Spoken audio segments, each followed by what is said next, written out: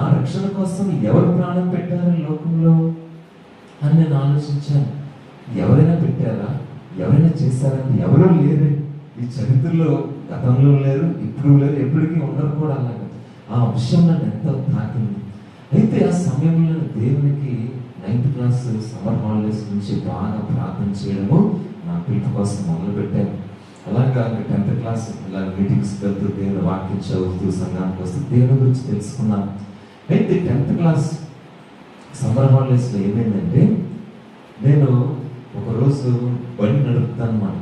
Master గారికి అప్పటిలోనే hero Honda passion ఉండేది, bike. అయితే నేను ఆ బండిని చక్కగా నేర్చుకొని నడపడం మొదలుపెట్టాను. అదే యవన వయసులో మనం మంచి స్పీడ్గా ఉంటాం కదా, జుర్రు వెళ్ళిపోతాం స్పీడ్గా. అయితే ఏమైందంటే, ఒకసారి నేను కంబాల్ చెరువు దాకా ట్రాఫిక్ వెళ్ళే దారిలో 4 రోడ్లు ఉంటాయి. అంటే స్ట్రైట్గా అడ్డంగా, ఇటు అటు 2, అలాగే ఇటు 2. సింపుల్గా చెప్పాలంటే అడ్డ రోడ్లు అనమాట. మనం ఎలాగ వెళ్తాం, క్రాస్ ఆకారం, ప్లస్ ఆకారం అనమాట. నేను ఎలాగ వెళ్తున్నానప్పుడు స్పీడ్గా చూసుకోకుండా అవతల నుంచి పల్సర్ బండి వచ్చారు. వాడు వచ్చి నన్ను చాలా గట్టిగా గుద్దాడు. దెబ్బకి నేను ఎగిరిపడి ఒక 6 అడుగుల దూరం నేల మీద దిగి ముందుకు వెళ్ళిపోయాను. నేను అనుకున్నాను, ఇంత పెద్ద దెబ్బ నాకు తగిలింది, అంత గట్టిగా గుద్దాడు పల్సర్ బండి. మరి ఇంకా ఇంజిన్ అది, మరి ఆ ఇంజిన్ సైజు, వెడల్పు, అది బండి కూడా లావుగా బలంగా ఉంటుంది, ప్యాషన్ కూడా బాగుంటుంది. కానీ అదైతే మెటల్ చాలా గట్టిగా ఉంటుంది, ఇంకా లావుగా ఉంటుంది కదా.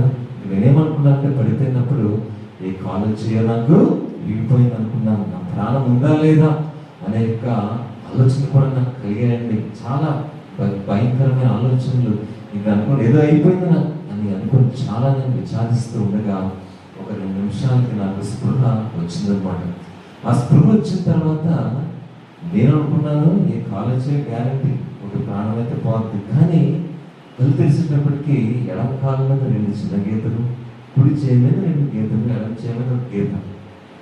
నాకు షాక్. ఏంటిది, పెద్ద ఘోర ప్రమాదం జరగాల్సిన ఈ సమయంలో నన్ను దేవుడు ఎంతగా రక్షించాడు, నేను ఇలాగా క్షేమంగా ఉన్నానంటే ఆశ్చర్యపోయాను. అప్పుడు పక్కనే ఒక ఆవిడెవరో, నాకు తెలియదు ఆవిడెవరో, వచ్చి మీ అమ్మగారు మీకోసం ప్రార్థన చేస్తున్నారేమో అందరినీ. నాకు షాక్. ఇదేంటి, ఈవిడెవరు నాకు తెలియదు, పాస్టర్ గారి గురించి ఎలా తెలుసు, పాస్టర్ గారు మరి మా కోసం రోజు చాపేసి ప్రార్థన చేస్తారు, మేము క్షేమంగా ఉండాలని. అంటే నేను ఒకటే అనుకున్నాను, నన్ను రక్షించిన దేవుడు సజీవుడు. యోబు అంటాడు, నా విమోచకుడు సజీవుడు. కాబట్టి నేను ఇలా ప్రాణాలతో ఉన్నానంటే నా దేవుని రక్షణ వల్ల మాత్రమే. కాబట్టి నన్ను రక్షించిన దేవుడు సజీవుడు కనుక ఆయన గొప్ప దేవుడు అని విశ్వసించి, అదే టైంలో నేను ప్రార్థన చేస్తుండగా యెషయా 53వ అధ్యాయంలో నేను పొందిన గాయముల చేత నీకు స్వస్థ కలుగుతున్నది 3వ వచనం నుంచి ఉంటారు. ఆ రీతిగా ఆ వాక్యం కూడా నన్ను ఎంత బలంగా తాకి, నా తండ్రి నన్ను ఆకర్షించాడు అనే వాక్యం నా జీవితంలో ఎంతో ప్రేరేపించగా, అవును దేవుడు నాతో ఉన్నారు, ఆయన పిలుస్తున్నారు సేవకి, ఆయన సజీవుడుగా ఆయన సేవ చేయడానికి నన్ను ఎంచుకొని ఆయన సేవలోకి రమ్మని ప్రతిరోజు ప్రార్థన చేయగా ఇంకా ఇంకా దేవుడి ప్రేరేపణ ఎక్కువ వస్తుంది. ఆ రీతిగా మరి అనేక మంది లోకంలో మరి దేవుని విమోచన లేని వారిగా ఉంటున్నారు. అయితే సిలువ వేయబడి క్రీస్తుగా ఆయనే కదా పొందిన గాయముల చేతే కదా స్వస్థత కలిగిన అందరికీ రక్షణ వచ్చిన విషయాన్ని గ్రహించి, మరి మత్తయి సువార్త 28 చివరి వచనంలో కూడా మీరు సమస్త జనులకు వెళ్ళి, సమస్త దేశాలకు వెళ్ళి, మరి అన్ని ప్రదేశాలకు, అన్ని జనాంగాలకు, అన్ని ప్రజలకు, అన్ని దేశాలకు వెళ్ళి నా సువార్తను ప్రకటించి నా నామమును బాప్తిస్మమును ఇవ్వండి అనే ఈ 3 వాక్యాలు, యోహాను సువార్త, యెషయా గ్రంథం, మత్తయి సువార్త, ఈ 3 వాక్యాలు నా జీవితాన్ని ఎంతో తాకేయండి. అలాగే నేను ప్రార్థన చేస్తున్న ప్రతిరోజు దేవుని పరిశుద్ధాత్మ శక్తి, త్రియేక దేవుడు, నువ్వు రా, దేవుని సేవ చేయాలి, నా కోసం నిలబడు, నా కొరకు పనిచేయి అని అలాగే intermediate first year, second year, డిగ్రీలోకి వెళ్ళిన దేవుడు మాట్లాడుతూనే ఉన్నారు కంటిన్యూగా. ఆ రీతిగా దేవుని యొక్క ప్రభావం నేను పూర్తిగా పొందుకొని దేవుని యొక్క సేవలోకి, దేవుని సేవ చేయాలి నా జీవితాంతం నేను నిర్ణయించుకున్నాను. దేవునికి స్తోత్రం, హల్లెలూయా. అలాగే నేను సేవలోకి వచ్చాను. ఆ రీతిగా మరి దేవుని కృపను బట్టి మరి మంచి ఎడ్యుకేషన్ గాడ్ మా పేరెంట్స్ ద్వారా నాకు అందించారు. మరి ఇంగ్లీష్ లిటరేచర్ ఎంఏలో వచ్చేసి మరలా ఇండియాలోనే అత్యున్నతమైన Bible college, United theological college బెంగళూరులో, మరి అక్కడ కూడా మరి మరి దేవుని కొరకు సీట్ రావడం అంటే అక్కడ మామూలు విషయము కాదు. ఇండియా నుంచి అనేక రాష్ట్రాల నుంచి వస్తారు, కర్ణాటక, తమిళనాడు, కేరళ నుంచి ప్రతి ఇయర్ సుమారుగా 150 మంది దాకా రాస్తారు ఎంట్రన్స్ ఎగ్జామ్. మామూలుగా వెళ్తే ఎవరు సీట్ ఎవరు అక్కడ, మామూలు బైబిల్ పట్టుకొని సర్టిఫికేట్ ఇవ్వనంటే ఎవరు ఈ రోజుల్లో మామూలుగా బైబిల్ పట్టుకొని మామూలు సర్టిఫికేట్ ఇచ్చేస్తున్నారు ఏదో 2 రోజులు వెళ్తే. అలా కాదు, నా ట్రైనింగ్ 4 ఏళ్ళు ఆ కాలేజ్లో ఉండి ఎంతో శ్రమపడి బైబిల్ గురించి ప్రొఫెసర్లు లెక్చరర్లు మాకు బోధిస్తే అన్ని తెలుసుకొని మరి రాత్రులు 2-3 అయిపోయిన ఒకసారి ఆ గ్రీక్ భాష, హెబ్రీ భాష నేర్చుకునేసరికి అలాగే వారు చెప్పిన విషయాలను అర్థం చేసుకోవడం ఎంతో కష్టమయ్యేది. మరి అయినప్పటికీ ఎంతో ప్రయాసపడి మరి ఆ 4 సంవత్సరాలు నేను ట్రైనింగ్ అయ్యి దేవునికి ఉన్నతమైనటువంటి ఆ యొక్క గొప్ప ఆధిక్యత మరి ఆ యొక్క కాలేజీలో మరి సర్టిఫికెట్ పొందుకునే అవకాశం దేవుడు ఇచ్చారు. మరి ముఖ్యంగా ఈ కాలేజ్ సిరంపూర్ మరి విలియం కేరీ గారు స్థాపించిన మరి ఆ కాలేజ్ అండి మాది. దేవునికి స్తోత్రం, హల్లెలూయా. అందుకని ఆదిమ భాషలు బైబిల్లో గ్రీకు, హెబ్రీ కూడా మాకు నేర్పిస్తారు. ఈ రోజు మరి దేవుని పరిచర్యలో అనేక చోట్లకు వెళ్తూ దేవుని స్వార్థను ప్రకటిస్తున్నారంటే దేవుడిచ్చిన భాగ్యమే. అలాగే మరి బైబిల్ క్లాసులు కూడా నేను చెప్తాను, బైబిల్ ట్రైనింగ్ కూడా నేను ఇస్తున్నాను. మరి బైబిల్ క్లాసులు చెప్పడం ద్వారా మరి బైబిల్ క్లాసులు చెప్పే జ్ఞానం కూడా మరి అంత ఉన్నతమైన కాలేజీలో చదవడం వల్లనే కదా దేవుడి భాగ్యం నాకు ఇచ్చారు. దేవునికి స్తోత్రం, హల్లెలూయా. నా జీవితంలో నేను దేవునికి నన్ను అంకితం చేసుకున్నప్పటి నుంచి దేవుడు విడువక నన్ను ఎంతో బలంగా నడిపించారు. కాబట్టి మన దేవుడు మన జీవితంలో ఆయన మనల్ని ఆకర్షిస్తారు, మన తండ్రి మనల్ని ఆకర్షిస్తారు. ఆయన పొందిన కార్యముల చేత మనకు స్వస్థత. అలాగే సమస్త జనులకు వెళ్ళి సువార్త ప్రకటించే భారాన్ని దేవుడు ఇచ్చారు. కాబట్టి నేను ఎప్పుడు ఒకటే ప్రార్థన చేస్తాను. మన సంఘానికి సేవ చేయడానికి వచ్చి 10 సంవత్సరాలు అవుతుంది.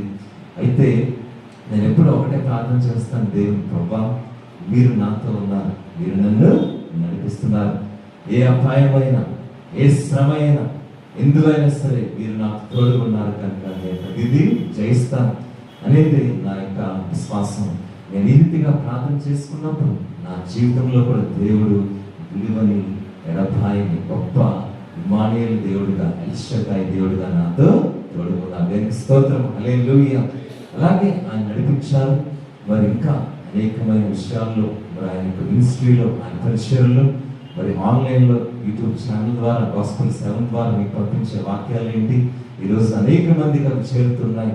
మరి ఆ రీతిగా ఇంకా అనేక మంది వాక్యాన్ని ఆన్లైన్లో, ఆఫ్లైన్లో కూడా దేవునికి స్వార్థని అంగీకరిస్తున్నారు. కాబట్టి ఇన్ని విధాలుగా మరి దేవుడు మరి స్వార్థ పరిచర్యలు ఆయన నిలబెట్టుచున్నారు. అలాగే మరి అన్ని విషయాల్లో ఆయన ఎంతగానో ఆయన రక్షణని ఇస్తున్నారు. అలాగే మీరందరూ కూడా ఎంతగానో నా కోసం ప్రార్థన చేస్తున్నారు. నేను అదే చెప్తాను, నా భార్య గౌతమికి, పాస్టర్ గారికి, పాస్టర్ గారికి, సంఘమంతా నా కోసం ఎంతగానో ప్రార్థన చేస్తారు. మరి చిన్న వయసు నుంచి కూడా, ఇప్పుడేంటి 1998 నుంచి వస్తున్నాను నేను సంఘానికి. చిన్న వయసులో పాస్టర్ గారు చెప్తారు కదా, ఎండనక వాననక బండి మీద ముందు నిలబెట్టి బండి 10లో మే నెలలో కూడా నేను వచ్చేవాడిని. అంటే ఎందుకు చెప్తానంటే ఇవన్నీ చిన్న వయసు నుంచి కూడా సంఘంతో నాకు అనుబంధం ఉంది ఎన్నో సంవత్సరాలుగా. చిన్న వయసు నుంచి దేవుని సంఘం అంటే ఏంటి, స్వార్థ అంటే ఏంటి, మీరు ఏంటి అనేది అన్నీ కూడా దేవుడు నాకు తెలియజేసి మరి ముఖ్యంగా మీ సహవాసంలో నన్ను అనుదినము బలపరిచారు. కాబట్టి మీరు చూపించిన అభిమానము, మీ ప్రార్థనలు, మీ ప్రేమ నేను ఎంతగానో బలపరుస్తాను. బట్టి మీ అందరికీ నా హృదయపూర్వక వందనాలు.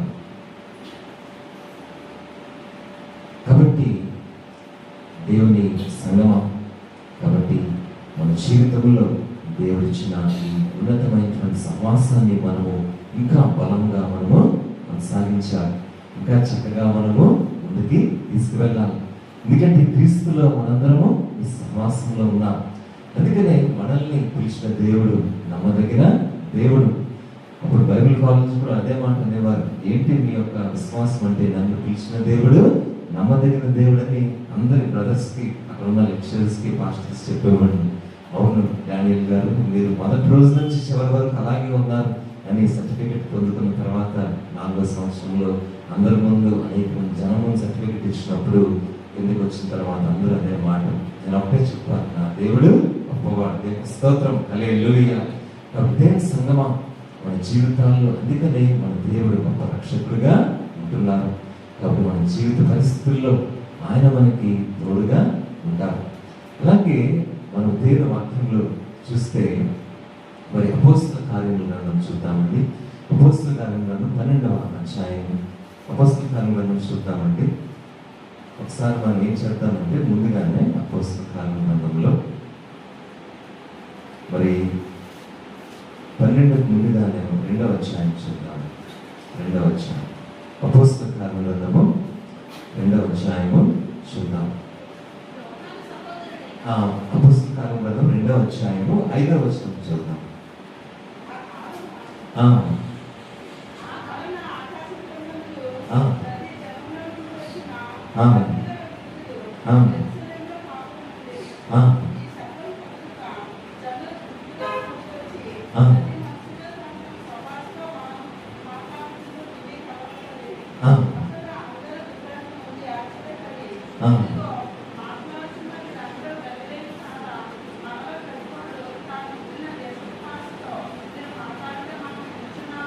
చాలండి.